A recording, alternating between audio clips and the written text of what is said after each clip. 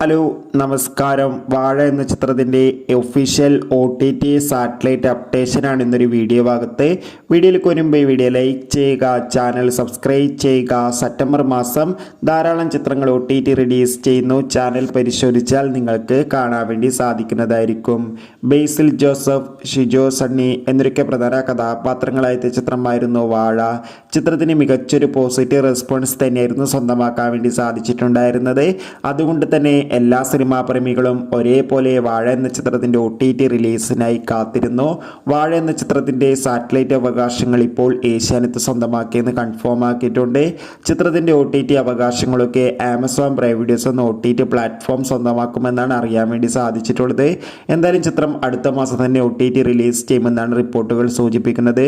കാത്തിരിക്കാൻ നമുക്ക് വാഴ എന്ന ചിത്രത്തിൻ്റെ കൂടുതൽ അപ്ഡേഷൻ അറിയാൻ വേണ്ടി. ചിത്രം കണ്ടവരുടെ അഭിപ്രായം കമൻറ്റ് ബോക്സിൽ രേഖപ്പെടുത്താൻ വേണ്ടി ശ്രമിക്കുക. ബൈ.